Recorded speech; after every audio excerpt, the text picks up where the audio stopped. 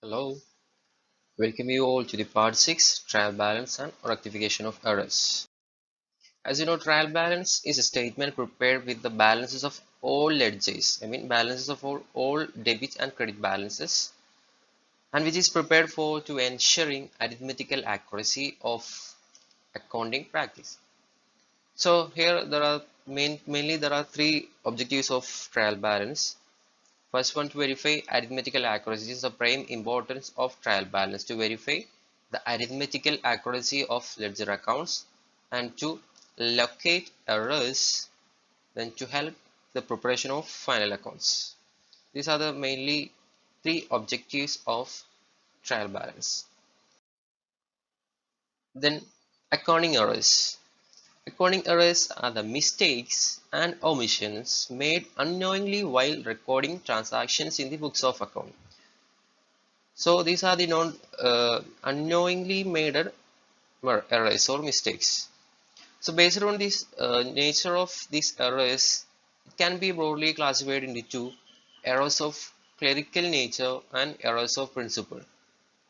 Let's look at your diagram. See, accounting errors can be classified into two: clerical errors and errors of principle.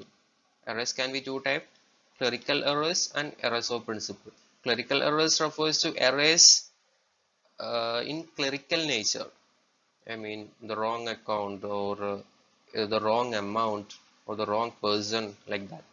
But in case of errors of principle refers to violation of the accounting concept. എന്തെങ്കിലും accounting concept or principles violate ചെയ്യപ്പെട്ടിട്ടുണ്ടെങ്കിൽ ആ error നമ്മൾ error of principle എന്ന് പറയുന്നത്. And these clerical errors are further classified into three. First one, errors of omission, errors of commission, compensating errors. So let's discuss errors of omission. What do you mean by omission? നമ്മൾ വിട്ടിട്ട് എന്തോ record ചെയ്യാൻ വിട്ടുപോവുക. That's the errors of omission. So these errors of omission can be two type: complete omission and partial omission. Complete omission refers to, as the name says, omitting a transaction fully. ഒന്നും record ചെയ്യപ്പെടാതെ പോവുക, ഒരു transaction record ചെയ്യപ്പെടാതെ തന്നെ പോവുക. ആ ഒരു കേസാണ് complete omission. Then second one, partial omission. As you know, every transaction will be having equal debit and credit. അതിൽ ഏതെങ്കിലും ഡെബിറ്റോ അല്ലെങ്കിൽ ക്രെഡിറ്റോ റെക്കോർഡ് ചെയ്യപ്പെട്ടിട്ടുണ്ടാവും. ട്രാൻസ്ഫർ ചെയ്യപ്പെട്ടിട്ടുണ്ടാവും അല്ലെങ്കിൽ പോസ്റ്റ് ചെയ്യപ്പെട്ടിട്ടുണ്ടാവും. പക്ഷേ ഏതെങ്കിലും ഒന്ന് വിട്ടുപോയിട്ടുണ്ടാവും. That's the case of partial omission. And next, errors of commission. Errors of commission can be wrong totaling of subsidiary book. These kind of errors may arise due to the wrong totaling of subsidiary book, or wrong amount in subsidiary book, or posting to wrong account but on correct side, then posting to wrong account but maybe different sides, and posting on the wrong side of an account. So these are the cases where errors of commission arises. The next, compensating errors. Compensating errors are those errors one error will compensated by another one error, which means the effect of one error is compensated by another error. Such kind of errors are known as compensating errors. So errors can be on the basis of affecting the trial balance. It can be classified into errors which affecting the trial balance and errors which do not affecting the trial balance. The errors which do not affect the trial balance are commonly called as two-sided errors. So some examples of two-sided errors are here: errors of principle, errors of complete omission, and compensating errors are coming under this group. So errors of principle or errors of complete omission or errors of compensating errors, ഇതെല്ലാം വന്നിട്ടുണ്ടെന്നുണ്ടെങ്കിൽ അതൊരിക്കലും trial ബാലൻസിനെ effect ചെയ്യില്ല. Trial balance അപ്പോഴും equal ആയിരിക്കും, even ആ error അവിടെ ഉണ്ടെങ്കിൽ കൂടി. So in such a case, once we found out such kind of errors, we can rectify these errors by passing rectification entries in the journal proper. അപ്പോൾ നമുക്കറിയാം, journal proper എന്ന് പറഞ്ഞാൽ kind off day book ആണ്. അപ്പോൾ പല day book ഉണ്ട്. Journal പ്രോപ്പറിൽ record ചെയ്യപ്പെടുന്ന ഒരു ട്രാൻസാക്ഷന്റെ എക്സാമ്പിൾ ആണ് എന്ത്? Rectification entries. Rectification entries journal പ്രോപ്പറിലാണ് റെക്കോർഡ് ചെയ്യപ്പെടുന്നത്. Then the examples are complete omission of a transaction in the books of original entry. So if there is a complete omission, it will not affect the trial balance. Then entering a wrong amount in the subsidiary book. ഒരു wrong amount ആണ് നമ്മൾ record ചെയ്യപ്പെട്ടത്. ഡെബിറ്റും ക്രെഡിറ്റും ആ wrong amountനാണ് പോയതെങ്കിൽ it will not affect trial balance. Then posting an amount in the wrong account. But see the example here. Purchase of machinery for 10,000 is wrongly debited to the purchase account. Purchase account debit balance ഉള്ള account ആണ്, machinery account debit balance ഉള്ള account ആണ്. So it won't make any difference in trial balance. Then compensating errors. As the name says, it will compensate the errors. So it will not affect trial balance. Then errors of principle. Most cases of errors of principle will not affect the agreement of trial balance. So here are some examples. Purchase of rupees 200 from Rubesh is omitted to record in daybook. So this purchase of rupees 200 omitted to record in the daybook. Daybookil അത് record ചെയ്തിട്ട് തന്നെ ഇല്ല. ആ കേസിൽ എന്താണ്, full omission ആണ്, complete omission ആണ്. So complete omission solve ചെയ്യാൻ വളരെ ഈസിയാണ്. ആ ട്രാൻസാക്ഷൻ റെക്കോർഡ് ചെയ്യപ്പെട്ടിട്ടില്ല എന്നുള്ളതാണ് അവിടുത്തെ കേസ്. അപ്പോൾ ആ ട്രാൻസാക്ഷൻ റെക്കോർഡ് ചെയ്യപ്പെടണം. എന്താണ് transaction? Purchase from Rupesh. So what will be the journal entry? Purchase account വെച്ചിട്ട് രൂപേഷ്. സോ ആ ട്രാൻസാക്ഷൻ ഇപ്പോൾ അങ്ങോട്ട് റെക്കോർഡ് ചെയ്തു. സോ കംപ്ലീറ്റ് ഒമിഷൻ ആണെന്നുണ്ടെങ്കിൽ it's too easy to solve this kind of problem. Then next, purchase of furniture for rupees 2,000 from Cochin Furniture recorded in the purchase book. Purchase of furniture recorded in the purchase book. എന്താണ് അവിടെ പ്രശ്നം? Purchase book is a book for recording all credit purchases of goods. Goods purchase ചെയ്യുമ്പോൾ മാത്രമാണ് നമ്മൾ purchase day bookൽ record ചെയ്യുക. Furniture means is a kind of fixed asset. So it should be debited as furniture account itself. അപ്പൊ അതിന് പകരം അവരെന്താണ് ചെയ്തത്? Purchase account വെച്ചു കൊച്ചിൻ ഫർണിച്ചർ എന്നായിരിക്കും അവര് റോങ് ആയിട്ട് ജേർണൽ എൻട്രി പാസ്. നമുക്ക് എങ്ങനെയാണ് വേണ്ടത്? ഫർണിച്ചർ അക്കൗണ്ട് വെച്ചു കൊച്ചിൻ ഫർണിച്ചർ എന്നാണ്. അപ്പൊ അവിടെ നേരത്തെ അവർ തെറ്റായിട്ട് ഒരു ഫർണിച്ചർ അക്കൗണ്ടിനെ ഡെബിറ്റ് ചെയ്തു. അപ്പൊ അതിനെ ക്യാൻസൽ ചെയ്യണം. അതിനെ ക്യാൻസൽ ചെയ്യണമെങ്കിൽ അതിനെ ക്രെഡിറ്റ് ചെയ്യണം. അതുപോലെ ഫർണിച്ചർ അക്കൗണ്ട് ഡെബിറ്റ് ചെയ്യാൻ വേണം. അപ്പൊ ജേർണൽ എൻട്രി എന്തായിരിക്കും? Furniture account to purchase account rupees 2,000. Then third one, carriage paid on purchase of machinery rupees 1,000 debited in carriage account. What's wrong in that? Carriage paid on purchase of machinery. So whatever the expenses incurred on fixed asset, in order to make it in usable condition, should be capitalized as per cost concept. അപ്പോൾ ഇത് നമ്മൾ മെഷീനറിന്റെ വാല്യൂയിൽ add ചെയ്യേണ്ട ഒരു സംഭവമാണ്. Even അത് carriage ആണെങ്കിൽ കൂടി അത് ആ മെഷീനറിക്ക് വേണ്ടി നിർബന്ധമായിട്ട് വന്ന ഒരു എക്സ്പെൻസ് ആണ്. സോ ഈ 1,000 rupees കാരേജ് എക്സ്പെൻസ് അല്ല, പകരം അത് മെഷീനറി അതിന്റെ വാല്യൂയിൽ കൂട്ടിയിട്ടാണ് നമ്മൾ ചെയ്യേണ്ടത്. അപ്പോൾ മെഷീനറി അക്കൗണ്ട് വെച്ചു ക്യാഷ് എന്ന് തന്നെയാണ് കാണിക്കേണ്ടത്. പക്ഷെ അവരെന്ത് ചെയ്തു? കാരേജ് അക്കൗണ്ട് വെച്ചു ക്യാഷ് എന്ന് കാണിച്ചു. അപ്പോൾ കാരേജിലോട്ട് ഒരു ഡെബിറ്റ് പോയി അതിനെ ക്യാൻസൽ ചെയ്യണം, പകരം മെഷീനറിയിലോട്ട് ഡെബിറ്റ് വരണം. So journal entry will B machinery account വെച്ചു കാരേജ് അക്കൗണ്ട്. സോ ഈ രീതിയിൽ ഓരോന്നിന്റെയും റൂട്ട് കോസ് മനസ്സിലാക്കിയിട്ട് വേണം ഇതിൽ പ്രോബ്ലം ചെയ്യാൻ. ഒരു ഡെബിറ്റ് ആവശ്യമില്ലാതെ അല്ലെങ്കിൽ റോങ് ആയിട്ട് ഒരു ഡെബിറ്റ് വന്നാൽ അതിനെ നമ്മൾ ക്രെഡിറ്റ് ചെയ്താൽ ആ പ്രോബ്ലം സോൾവ് ആയി. അതാണ് ഇതിന്റെ കൺസെപ്റ്റ്. അല്ലെങ്കിൽ റോങ് ആയിട്ട് ഒരു ക്രെഡിറ്റ് വന്നു, അതിനെ സോൾവ് ചെയ്യാൻ എന്ത് ചെയ്യണം? ആ അക്കൗണ്ടിനെ ഡെബിറ്റ് ചെയ്താൽ മതി. That's the case. Then errors which will affect the agreement of trial balance, called as one-sided errors. So this kind of one-sided errors may happen mainly due to errors of partial omission and errors of commission. These are the two reasons to occur one-sided errors. അപ്പോൾ one-sided errors, as the name says, അതിൽ ഒരു സൈഡിലെ error വന്നിട്ടുണ്ടോ? either in debit side or credit side. ഏതെങ്കിലും ഒരു ഭാഗത്തായിരിക്കും അതിൽ error വന്നിട്ടുണ്ടാവും. So these errors can be rectified by giving explanatory note. There is no need of journal entries. Journal entry വേണമെന്ന് നിർബന്ധമില്ല. നമ്മൾ എന്താണ്, എവിടെയാണോ ഒരു കുറവുള്ളത്, എവിടെയാണോ മിസ്റ്റേക്ക് വന്നത്, അവിടെ ഒരു എക്സ്പ്ലനേറ്ററി നോട്ട് കൊടുത്താൽ മതി. പർച്ചേസ് ഡേ ബുക്കിലാണ് കുറഞ്ഞത് അല്ലെങ്കിൽ പർച്ചേസ് ഡേ ബുക്കിലാണ് കൂടിയത്, അപ്പൊ അവിടെ എക്സ്പ്ലനേറ്ററി കൊടുത്തിട്ട് അത് അഡ്ജസ്റ്റ് ചെയ്താൽ മതി. അല്ലെങ്കിൽ we can pass journal entry by using suspense account. Suspense account വേണമെങ്കിൽ നമ്മുടെ മെയിൻ ആയിട്ട് സസ്പെൻസ് അക്കൗണ്ട് പ്രിപ്പയർ ചെയ്യാം. നമ്മൾ ഫൈനൽ അക്കൗണ്ട്സ് പ്രിപ്പയർ ചെയ്തതിന് ശേഷമാണ്, it means profit and loss account balance sheet prepare ചെയ്തതിന് ശേഷമാണ് നമ്മൾ എറർ കണ്ടത് എങ്കിൽ ആ ഒരു കേസിൽ നമ്മൾ സസ്പെൻസ് അക്കൗണ്ട് ചെയ്തിട്ട് എറർ റെക്ടിഫൈ ചെയ്യേണ്ടി വരും. അല്ലാത്ത കേസിൽ നമുക്ക് ചെയ്യാം, പക്ഷെ ആ ഒരു കേസിൽ നിർബന്ധമായിട്ട് നമ്മൾ സസ്പെൻസ് അക്കൗണ്ട് പ്രിപ്പയർ ചെയ്യേണ്ടി വരും. So suspense account, it is an It is a temporary account created to make trial balance agree. So it's a temporary account. But suspense account in a പ്രത്യേകതയുണ്ട്. Is a temporary account which is prepared to make the trial balance agree. അപ്പോൾ suspense അക്കൗണ്ടിന് ഏത് balance വരാം, debit ബാലൻസും വരാം, credit ബാലൻസും വരാം. നമ്മൾ trial ബാലൻസിലെ difference എത്രയാണോ ഉള്ളത്, അപ്പോൾ ട്രയൽ ബാലൻസിലെ ഡെബിറ്റ് സൈഡ് ക്രെഡിറ്റ് സൈഡിനേക്കാൾ 5000 രൂപ കുറവാണ്. അപ്പോൾ നമ്മൾ സോൾവ് ചെയ്യുന്നത് തൽക്കാലം അത് സസ്പെൻസ് അക്കൗണ്ടിലോട്ട് മാറ്റി വെക്കും.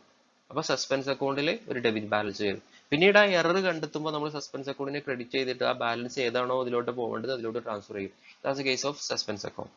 അപ്പോൾ ഒരു എറർ കാണുമ്പോൾ നമുക്കത് വൺ സൈഡ് എറർ ആണോ ടു സൈഡ് എറർ ആണോ എന്നുള്ളത് വ്യക്തമായിട്ട് മനസ്സിലായിരിക്കണം. അത് വളരെ ഇമ്പോർട്ടൻ്റ് ആണ്. ഓക്കെ, ടു സൈഡ് എറേഴ്സ് ആണെന്നുണ്ടെങ്കിൽ എന്താണ്, ഡെബിറ്റും ക്രെഡിറ്റും തെറ്റി പോയിട്ടുണ്ടാവും.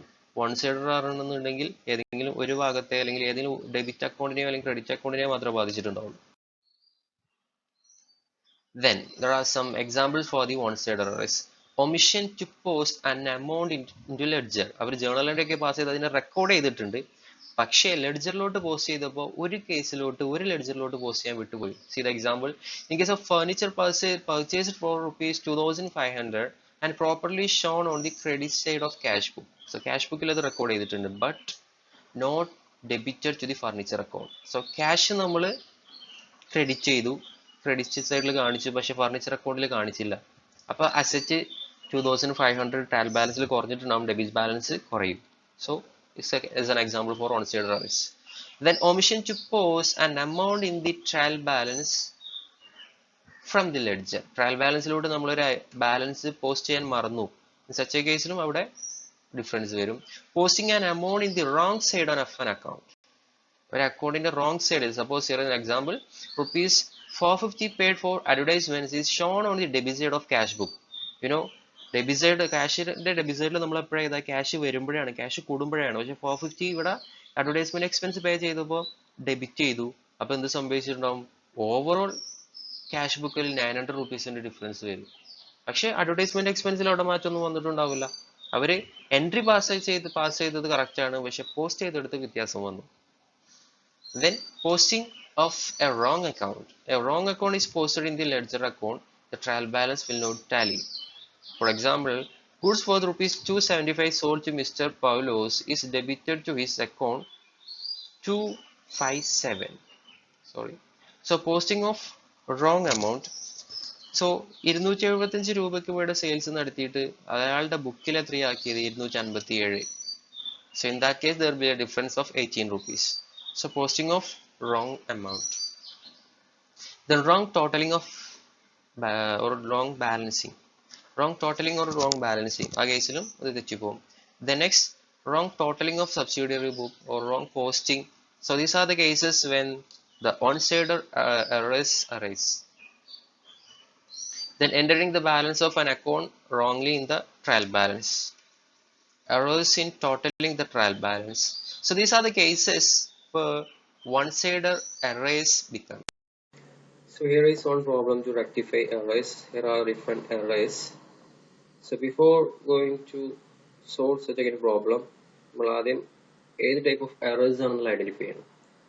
ഒരു ട്രാൻസാക്ഷൻ വായിക്കുമ്പോൾ അത് ഏത് ടൈപ്പ് ഓഫ് എറർ ആണെന്നുള്ളത് ഐഡന്റിഫൈ ചെയ്യണം. Whether it is one side error or two side error. അതാണ് ഇതിന്റെ prime step. So one side error means അതൊരു ഒരു അക്കൗണ്ടിനെ മാത്രമേ ബാധിക്കുള്ളൂ. I mean ഒരു എഫക്റ്റിൽ മാത്രമേ തെറ്റ് പറ്റിയിട്ടുണ്ടാവുള്ളൂ. That's the one side error. Two side error means two sides-ലും അത് errors വന്നിട്ടുണ്ട്. I mean അതിന്റെ ഇൻഫ്ലുവൻസ് ടു അക്കൗണ്ട്സിൽ വന്നിട്ടുണ്ടാവും. സോ അത് നമ്മൾ ആദ്യം ഐഡന്റിഫൈ ചെയ്യും. So let's move on with this. Credit purchase of goods for ₹850 from Chand and Sons has not been recorded in the table. So it is said that there is a credit purchase which has not been recorded at all. അപ്പോൾ അത് transaction record ചെയ്തിട്ട് തന്നെ ഇല്ല. ആ ഒരു കേസിൽ എന്താണ്, അവിടെ റോങ് എൻട്രിയുടെ ആവശ്യം, അവിടെ റോങ് എൻട്രി ഉണ്ടായിട്ടില്ല, ബിക്കോസ് ആ ട്രാൻസാക്ഷൻ കംപ്ലീറ്റ്ലി ഒമിറ്റഡ് ആണ്. So in such a case it is two side errors, because അവിടെ ഡെബിറ്റും ക്രെഡിറ്റും റെക്കോർഡ് ചെയ്യപ്പെട്ടിട്ടില്ല. So it's a kind of two side error. So അത് നമ്മൾ റെക്ടിഫൈ ചെയ്യണമെങ്കിൽ വളരെ സിമ്പിൾ ആണ്. ആ ട്രാൻസാക്ഷൻ കംപ്ലീറ്റ്ലി ഒമിറ്റഡ് ആണ്, അത് റെക്കോർഡ് ചെയ്തിട്ട് തന്നെ ഇല്ല. അപ്പോൾ അത് റെക്ടിഫൈ ചെയ്യാൻ എന്ത് ചെയ്താൽ മതി, ജസ്റ്റ് റെക്ടിഫിക്കേഷൻ എൻട്രി പാസ് ചെയ്താൽ മതി ബൈ റെക്കോർഡിംഗ് ദോസ് ട്രാൻസാക്ഷൻ. അപ്പൊ എങ്ങനെയാണ് ആ ട്രാൻസാക്ഷൻ റെക്കോർഡ് ചെയ്ത് കൊടുത്താൽ മതി. Purchase account ledger to chunk and size. Amount 850.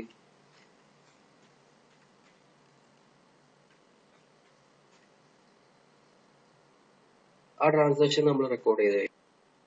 So complete emission കേസിൽ too simple ആണ്. ആ ട്രാൻസാക്ഷൻ അങ്ങോട്ട് റെക്കോർഡ് ചെയ്ത് കൊടുത്താൽ മാത്രം മതി. Then second transaction. Rent paid to landlord is debited in landlord's account rupees 600. So there is a payment of rent, but it is instead of debiting rent account, it is debited to landlord's personal account. So what will be the wrong entry? അതിലെ തെറ്റായിട്ട് അവർ നടത്തിയിട്ടുള്ള entry എന്തായിരിക്കും? അതായിരിക്കും. അപ്പോൾ rent അക്കൗണ്ടിലോട്ട് പോയിട്ട് debit land load അക്കൗണ്ടിലോട്ടാണ് പോയത്. അപ്പോൾ റോങ് എൻട്രി എന്തായിരിക്കും? Land load account debtor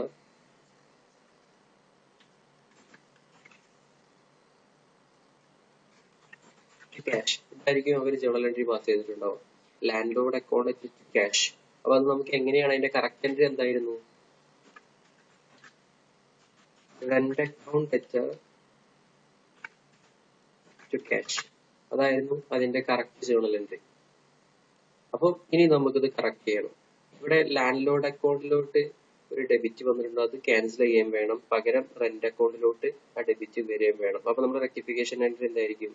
rent അക്കൗണ്ടിലോട്ട് debit വരണം. സോ റെന്റ് അക്കൗണ്ടിൽ എന്ത് ചെയ്യണം? ഡെബിറ്റ് ചെയ്യണം.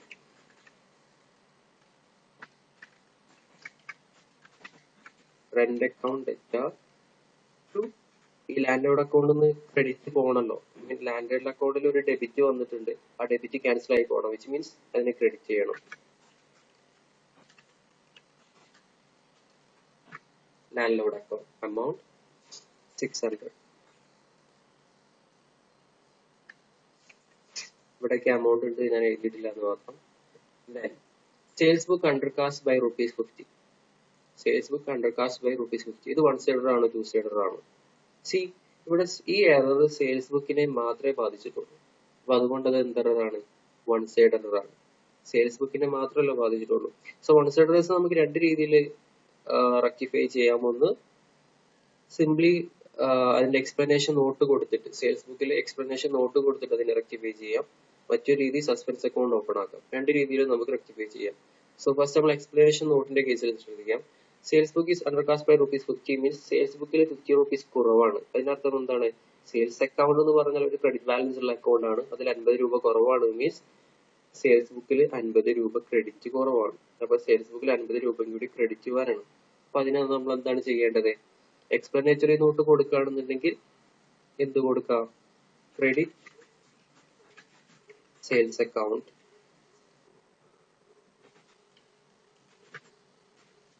ബൈ ₹50. അത്ര മാത്രം മതി. സെയിൽസ് അക്കൗണ്ടിൽ ₹50 ക്രെഡിറ്റ് ചെയ്യാം. അതാണ് അതിന്റെ എക്സ്പ്ലനേറ്ററി നോട്ടിലൂടെ അത് ചെയ്യുന്നത്. ഇനി സസ്പെൻസ് അക്കൗണ്ടിലൂടെ നമ്മൾ ചെയ്യുകയാണെങ്കിൽ എന്താണ് ചെയ്യാം?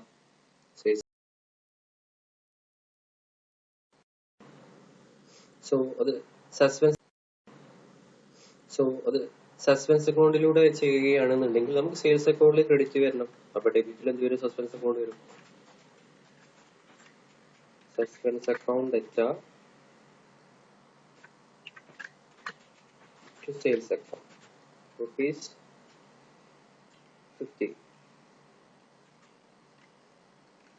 സോ ഈ രീതിയിൽ നമുക്ക് സസ്പെൻസ് അക്കൗണ്ട് ഉപയോഗിച്ചിട്ടും ചെയ്യാം. അപ്പൊ ഇനി സസ്പെൻസ് അക്കൗണ്ട് ഓപ്പൺ ആക്കണമെന്ന് പറഞ്ഞിട്ടുണ്ടെങ്കിൽ മാത്രം സസ്പെൻസ് അക്കൗണ്ട് ചെയ്താൽ മതി. അല്ലെങ്കിൽ എന്ത് ചെയ്താൽ മതി? Credit sales account by ₹50 as and sales book undercast. അപ്പൊ അങ്ങനെ ഒരു എക്സ്പ്ലനേറ്ററി നോട്ട് കൊടുത്തിട്ട് സെയിൽസ് ബുക്ക് ക്രെഡിറ്റ് ചെയ്താൽ മാത്രം മതി. ഓക്കെ, അതാണ് വൺ സൈഡ് ആണ്.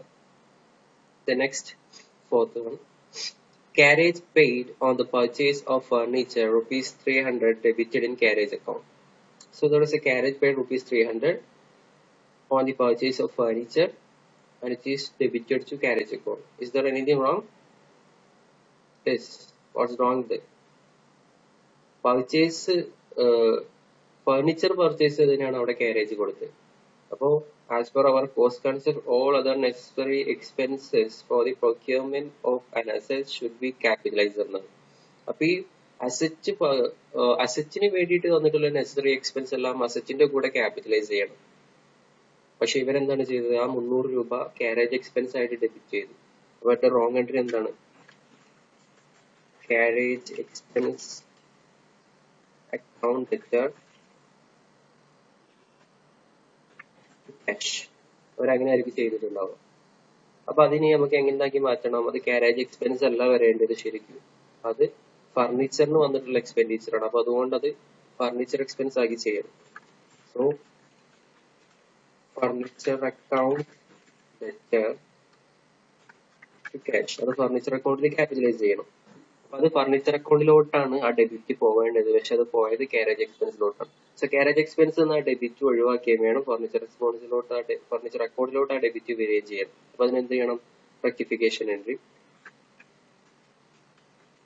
ഫർണിച്ചർ അക്കൗണ്ട് ഡെറ്റർ ടു കാരേജിനെ ക്രെഡിറ്റ് ചെയ്താൽ അതിൽ നിന്ന് ക്യാഷ് പോകുമല്ലോ. Carriage account amount 300.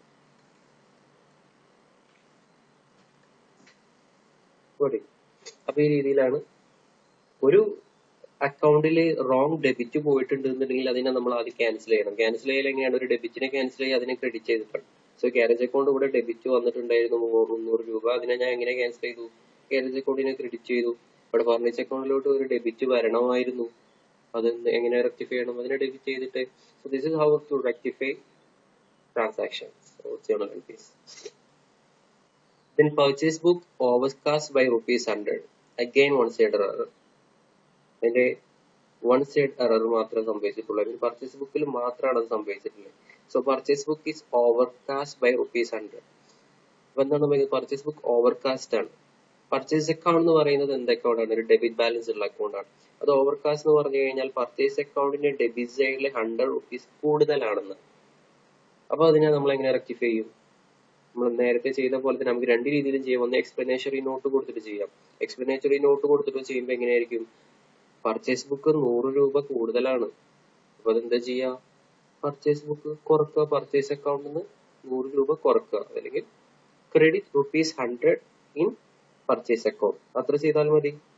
അപ്പൊ പർച്ചേസ് ബുക്കിൽ നിന്ന് 100 രൂപ കുറക്കുക. അപ്പൊ അതിന്റെ റെക്ടിഫിക്കേഷൻ എങ്ങനെ ചെയ്യാം? ക്രെഡിറ്റ്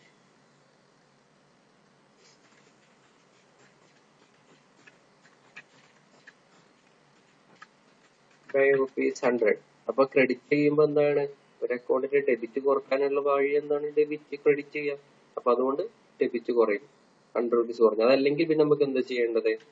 സസ്പെൻസ് അക്കൗണ്ടിലൂടെ ചെയ്യണം. സസ്പെൻസ് അക്കൗണ്ടിലൂടെ എങ്ങനെ ചെയ്യാം? Suspense account debtor to purchase. ആ എമൗണ്ട് വെച്ചിട്ട് സസ്പെൻസ് അക്കൗണ്ടിന് കൊടുക്കും. പർച്ചേസ് അക്കൗണ്ട് ക്രെഡിറ്റ് ആയി, ആ ട്രാൻസാക്ഷൻ എന്തായി? കറക്റ്റ് ആയി. അപ്പൊ ഇത് വൺ സൈഡ് എറർ ആണ്. Then next one, goods sold to Ranjit for ₹500 has been wrongly recorded in purchase book. So രഞ്ജിത്തിന് ഗുഡ്സ് സെൽ ചെയ്തത് പർച്ചേസ് ബുക്കിൽ റെക്കോർഡഡ് ആയി. പർച്ചേസ് ബുക്കിൽ റെക്കോർഡ് ചെയ്യാൻ പർച്ചേസ് അക്കൗണ്ട് ഡെബിറ്റ് വന്നിട്ടുണ്ടാവും. അപ്പൊ രഞ്ജിത്തിന് ക്രെഡിറ്റും വന്നിട്ടുണ്ടാവും. അപ്പൊ റോങ് എൻട്രി എന്താണ്? Purchase account debtor to Ranjith. ഇവരിങ്ങനെയായിരിക്കും ഇതിന്റെ എൻട്രി പാസ് ചെയ്തിട്ടുണ്ടാവും. പക്ഷെ യഥാർത്ഥത്തിൽ അത് എന്തായിരുന്നു എൻട്രി? അതൊരു സെയിൽസ് ആണ്. സെയിൽസ് ആകുമ്പോൾ ജേണൽ എൻട്രി എന്താണ്? Ranjith account debtor to sales. അതാണ് അവിടെ യഥാർത്ഥത്തിൽ ജേണൽ എൻട്രി വേണ്ടത്. പക്ഷെ അതിന് പകരം ഇവരിവിടെ ജേണൽ എൻട്രി ചെയ്തത് purchase account debtor to Ranjith എന്നാണ് ചെയ്തത്. പക്ഷെ യഥാർത്ഥത്തിൽ വേണ്ടിയിരുന്നത് Ranjith account debtor to sales എന്നാണ്. അപ്പൊ നമ്മൾ എങ്ങനെ റെക്ടിഫൈ ചെയ്തു? ഇവിടെ പർച്ചേസ് അക്കൗണ്ടിലോട്ട് ഒരു ഡെബിറ്റ് വന്നിട്ടുണ്ട്. ആ ഡെബിറ്റ് വരാൻ പാടില്ല. അതിനെ ക്യാൻസൽ ചെയ്യണം. അപ്പൊ അതിനെ ക്യാൻസൽ ചെയ്യാൻ എന്താണ് വഴി? അതിനെ ക്രെഡിറ്റ് ചെയ്യാം.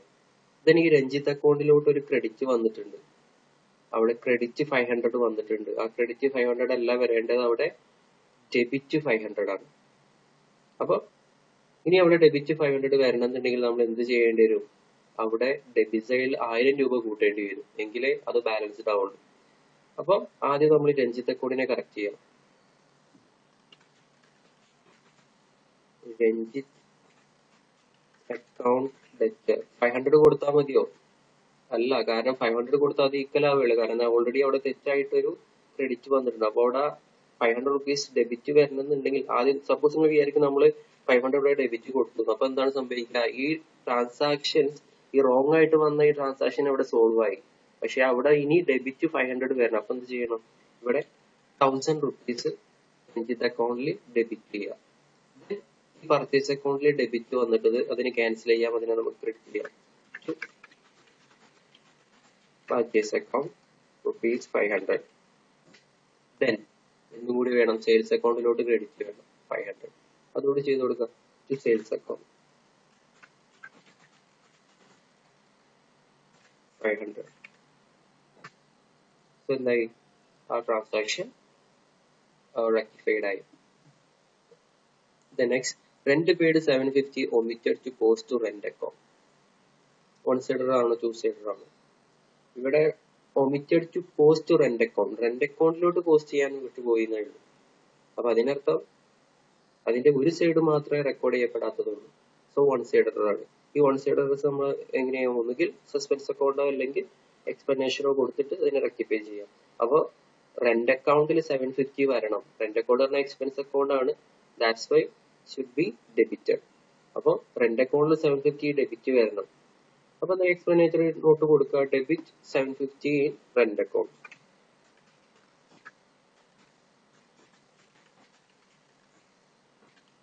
അത്ര മാത്രം മതി. റെന്റ് അക്കൗണ്ടിൽ 750 കണ്ടാൽ 750 റെന്റ് അക്കൗണ്ടിൽ ആഡ് ചെയ്ത് കൊടുക്കുക. ഇനി നമ്മൾ സസ്പെൻസ് അക്കൗണ്ട് ഉപയോഗിച്ചിട്ടാണ് നമ്മൾ ഫിനാൻഷ്യൽ സ്റ്റേറ്റ്മെന്റ് പ്രിപ്പയർ ചെയ്തതിനൊക്കെ ശേഷമാണ് ഇത് ചെയ്യുന്നതെങ്കിൽ നമുക്ക് സസ്പെൻസ് അക്കൗണ്ട് ഓപ്പൺ ആക്കേണ്ടി വരും. അപ്പൊ എന്താണ് ചെയ്യുക? Rent account debtor to suspense account 750. അപ്പൊ ആ ട്രാൻസാക്ഷൻ ഇവിടെ റെക്ടിഫൈഡ് ആയി. The next, ₹180 received from Shalini has been credited to the accounts of Sachini. 180 received from Shalini has been credited in the account of Sachini. അപ്പൊ അതിന്റെ wrong entry എന്താണ്? Cash received ആണ്. So cash account വെച്ചിട്ട് ശാലിനി എന്നുള്ളതിന് പകരം cash account വെച്ച് സജിനി എന്ന് എഴുതി. അപ്പൊ wrong entry cash account debtor to Sajini. അതാണ് അവിടുത്തെ റോങ് എൻട്രി. ₹180. ദെൻ അവിടെ യഥാർത്ഥത്തിൽ എന്തായിരുന്നു വേണ്ടത്? Cash account debtor 180 to Shalini. അപ്പൊ ശാലിനിന്റെ അക്കൗണ്ടിലോട്ടായിരുന്നു 180 വരേണ്ടത്. പക്ഷെ അത് വന്നത് എങ്ങോട്ടാണ്? സജിനിന്റെ അക്കൗണ്ടിൽ വെച്ചിട്ടാണ് അത് ക്രെഡിറ്റ് ചെയ്തിട്ടുള്ളത്.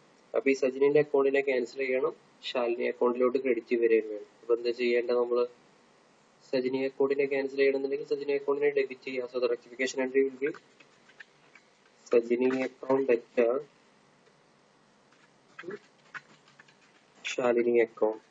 അപ്പൊ സജിനി അക്കൗണ്ടിലെ 180 ഡെബിറ്റ് ചെയ്തു, അതിനെ ക്യാൻസൽ ചെയ്തു. ശാലിനി അക്കൗണ്ടിൽ ക്രെഡിറ്റ് വന്നു. ട്രാൻസാക്ഷൻ നമ്മൾ റെക്ടിഫൈ ചെയ്തു. The next, purchase of machinery from Mr. P. Purchase of machinery from P Limited for ₹28,000 is recorded in purchase. Is there anything wrong? Yes, purchase of machinery is not meant to record in purchase book.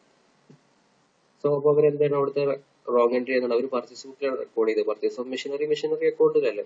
I mean machinery എന്ന് പറയുന്നത് sell ചെയ്യാൻ വേണ്ടിയിട്ടുള്ളതല്ലോ. So അവർ ചെയ്തത് purchase account debtor to P എന്നാണ് അവർ ചെയ്തത്. യഥാർത്ഥത്തിൽ എന്താണ് വേണ്ടത്? Machinery account debtor to P limited ആണ് വേണ്ടത്. അപ്പൊ ഇനി എന്താണ് ചെയ്യാൻ കഴിയുക? ഈ പർച്ചേസ് അക്കൗണ്ടിൽ നിന്ന് ഡെബിറ്റ് പോയിട്ട് മെഷീനറി അക്കൗണ്ടിലോട്ട് പോകണം. അപ്പൊ നമ്മൾ എന്ത് ചെയ്യണം? പർച്ചേസ് അക്കൗണ്ടിലെ ഡെബിറ്റ് ക്യാൻസൽ ചെയ്യണമെങ്കിൽ പർച്ചേസ് അക്കൗണ്ടിനെ ക്രെഡിറ്റ് ചെയ്യണം. മെഷീനറി അക്കൗണ്ടിൽ ഡെബിറ്റ് വരണമെങ്കിൽ മെഷീനറി അക്കൗണ്ടിനെ ഡെബിറ്റ് ചെയ്യാൻ വേണം. സോ രണ്ട് കേസിലും സപ്ലയർ കോമൺ ആയതുകൊണ്ട് അതിൽ എറർ വരുന്നില്ല. So machinery account debtor to purchase account ₹28,000. ആ ട്രാൻസാക്ഷൻ റെക്ടിഫൈഡ് ആയി. അപ്പൊ ആ രീതിയിലാണ് അങ്ങനത്തെ ഒരു അപ്പോൾ ഓരോന്നും ശ്രദ്ധിച്ചാൽ മതി. വളരെ സിമ്പിൾ ആണ് റെക്ടിഫിക്കേഷൻ. ഇപ്പൊ ഇവിടെ നോക്കൂ, പർച്ചേസ് അക്കൗണ്ടിൽ ഡെബിറ്റ് വന്നത് ഡെബിറ്റ് വരാൻ പാടില്ല, അത് ക്യാൻസൽ ചെയ്യണമെങ്കിൽ അതിനെ ക്രെഡിറ്റ് ചെയ്തു. ദെൻ മെഷീനറി അക്കൗണ്ടിൽ ഡെബിറ്റ് വരണമായിരുന്നു, ആ ഡെബിറ്റ് കൊടുത്തു. That's it. Then private expense of rupees 200 debited in trade expense account. എന്താണ് അവിടെ തെറ്റായിട്ട് എന്താണ് സംഭവിച്ചത്? Private expense means what? It's a personal expense of the owner. Should be treated as drawings. So ആ drawings ആക്കുന്നതിന് പകരം അതിനെന്താ trade expense ആക്കിയിട്ടാണ് ചെയ്തത്. സോ അവിടെ റോങ് എൻട്രി എന്താണ് ഉണ്ടാവുക? Trade expense account debtor to cash. അതാണ് അവിടെ സംഭവിച്ചിട്ടുള്ളത്. 200 rupees. യഥാർത്ഥത്തിൽ എന്തായിരുന്നു വേണ്ടത്? ഇത് പ്രൈവറ്റ് എക്സ്പെൻസ് ആയതുകൊണ്ട് അത് പേഴ്സണൽ എക്സ്പെൻസ് ആണ്. Should be treated as drawings. Drawings account debtor to cash, അതായിരുന്നു അവിടെ വേണ്ടത്. അപ്പൊ ഇനി അതിനെ കറക്റ്റ് ചെയ്യാൻ എന്ത് ചെയ്യണം? Drawings account debtor to trade expenses rupees 200. ഈ രീതിയിൽ നമ്മൾ ട്രേഡ് എക്സ്പെൻസ് അക്കൗണ്ടിൽ നിന്ന് ഈ ഡെബിറ്റ് പോകണം. അതിനെ നമ്മൾ ക്രെഡിറ്റ് ചെയ്തു. ഡ്രോയിങ്സ് അക്കൗണ്ടിൽ ഡെബിറ്റ് വരണം. ട്രാൻസാക്ഷൻ റെക്ടിഫൈഡ് ആയി. എമൗണ്ട് ഒക്കെ എല്ലാത്തിനും എഴുതണം കേട്ടോ. ഞാൻ നിങ്ങൾക്ക് ഡെമോ ആയതുകൊണ്ടാണ് ഞാൻ എഴുതാത്തത്. എല്ലാത്തിനും എമൗണ്ട് ഒക്കെ എഴുതിയിട്ട് ജേർണൽ എൻട്രി കാണിക്കണം. Then 11th, cash received from Anu rupees 3000 was posted to Vinu as 100,000. So Vinu as rupees 1000. So cash received from Anu rupees 3000 was posted to Vinu as rupees 1000. The cash received from Anu 1000 രൂപ, sorry 3000 രൂപ വിനുവിന്റെ അടുത്ത് നിന്ന് കിട്ടിയത്, sorry അനുവിന്റെ അടുത്ത് നിന്ന് കിട്ടിയത് വിനുവിന് 1000 rupees ആയിട്ടാണ് അതിൽ റെക്കോർഡ് ചെയ്യപ്പെട്ടിട്ടുള്ളത്. അപ്പൊ അതെങ്ങനെ റെക്ടിഫൈ ചെയ്യപ്പെടും? ആക്ച്വലി 3000 rupees ക്യാഷ് റിസീവ് ചെയ്തിട്ടുണ്ട്. അത് അനുവിന്റെ അക്കൗണ്ടിൽ നിന്നാണ് റിസീവ് ചെയ്തത്. ഐ മീൻ അനുവിന്റെ കയ്യിൽ നിന്നാണ് അത് റിസീവ് ചെയ്തിട്ടുള്ളത്. അത് നമ്മൾ എവിടേക്കാണ് പോസ്റ്റ് ചെയ്തത്? വിനുവിന്റെ അക്കൗണ്ടിലോട്ടാണ്. അതും തന്നെ എത്ര ആയിട്ടാണ് പോസ്റ്റ് ചെയ്തത്? ₹1000 ആയിട്ടാണ്. അപ്പൊ അവിടെ രണ്ട് എറർ വന്നു. വൺ സൈഡ് എററും വന്നു, ടു സൈഡ് എററും വന്നു. അവിടെ യഥാർത്ഥത്തിൽ ജേർണൽ എൻട്രി ഇതാണ്: ക്യാഷ് അക്കൗണ്ട് ഡെറ്റർ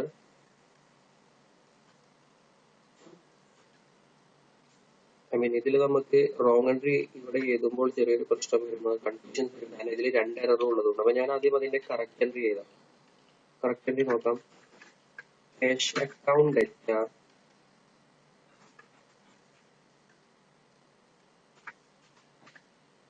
അനു ₹3000. ഇതാണ് യഥാർത്ഥത്തിൽ ആ എൻട്രി വേണ്ടിയിരുന്നത്. യഥാർത്ഥത്തിൽ ആ എൻട്രി ഇതായിരുന്നു: cash account debtor to Anu.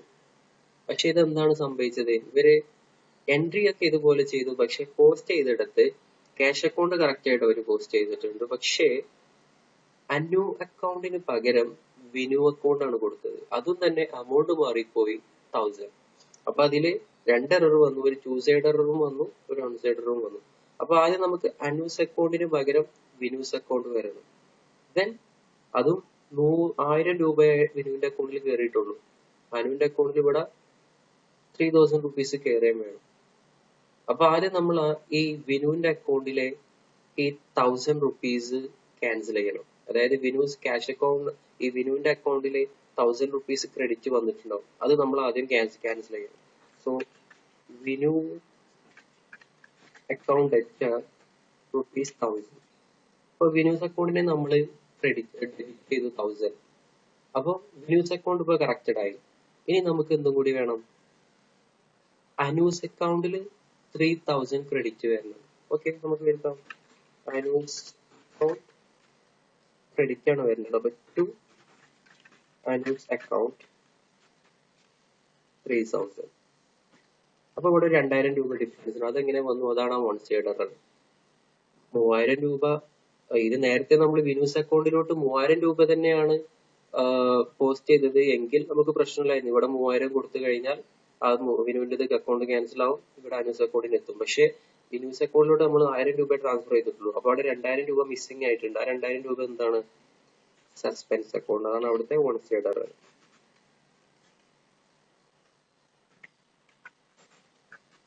അപ്പോ ഇത് വളരെ ഇമ്പോർട്ടന്റ് ആയിട്ടുള്ള ഒരു എറർ ആണ്. ഇവിടെ എന്ത് സംഭവിച്ചു? വൺ സൈഡ് എററും ടു സൈഡ് എററും വന്നു ആ ട്രാൻസാക്ഷനിൽ.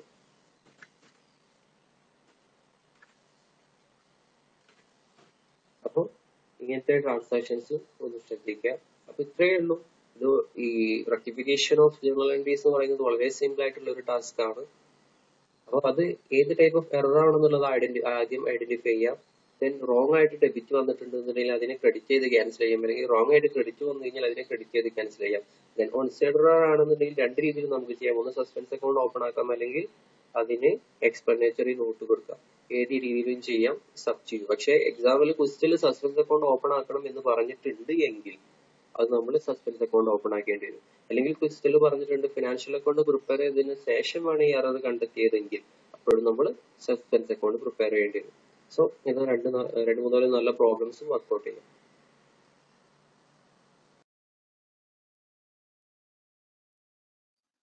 Okay everyone, we'll meet again in part 7. Okay, bye.